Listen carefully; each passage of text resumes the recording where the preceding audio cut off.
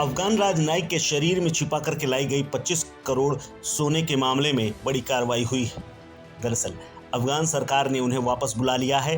इसके अलावा हिंदुस्तान में भले ही उनकी गिरफ्तारी न हो, लेकिन अफगानिस्तान में उनके ऊपर कार्रवाई होना तय माना जा रहा है। दरअसल वरिष्ठ अफगान राजनयिक जाकिया वारदाक अपने शरीर में करीब 18 करोड़ 60 लाख रुपए की कीमत का 25 किलो सोना भारत दुबई से लेकर आई थी। एक एक किलो के वजन में छड़ों के रूप में सोने को बदला गया था, जिन्हें jacket, legging, knee cap, belt और अन्य कपड़ों में छिपाया गया था। मुंबई एयरपोर्ट पर जब महिला अधिकारी शारीरिक रूप से उसकी जांच की गई और वारदाक को केबिन में ले जा करके पूछा गया, तब पूरे मामले का खुलासा हुआ। इसके बाद सोने को राजस्व खुफिया निदेशालय यानी DRI ने जब्त कर लिया है।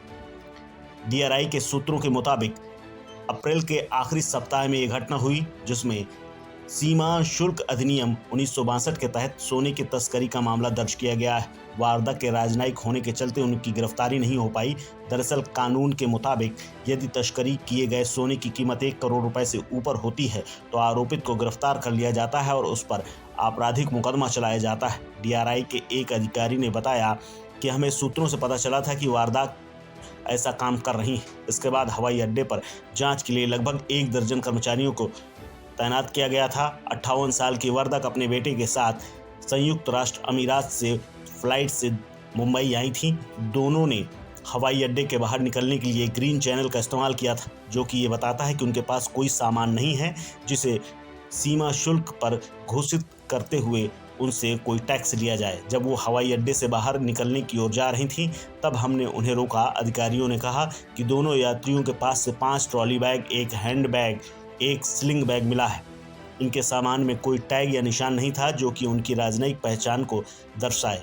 सूत्रों ने यह भी बताया कि DRI अधिकारियों ने दोनों से पूछताछ की कि क्या वो अपने साथ कोई कस्टम ड्यूटी वाला सामान या सोना ले जा रहे हैं, तो उन्होंने नहीं में जवाब दिया। जब उनके बैगों की तलाशी हुई, जांच की गई, तो पता चला कि 25 किलो सोना उनके शरीर और उनके तमाम पहने हुए कपड़ों के अंदर छिपा हुआ था।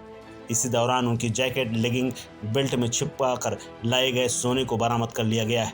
प्रत्येक एक छड़ का वजन 1 किलो था और 24 कैरेट इनकी शुद्धता थी। शरीर जांच के बाद वारदाक के बेटे के पास से कुछ नहीं मिला। हालांकि जाकिया वारदाक ने यह कहा कि उन्हें इसके बारे में कुछ भी पता नहीं है। हालांकि बाद में उन्होंने अपनी मानहानि और अपने निजी हमलों को लेकर के इस्तीफा दे दिया। बाकायदा 3 पन्नों का अलग अलग 3 भाषाओं में जारी किया गया इस्तीफा में ये कहा गया कि उन्हें नाहक ही परेशान किया गया, इसलिए वो इस्तीफा दे करके अपने देश जा रही हैं।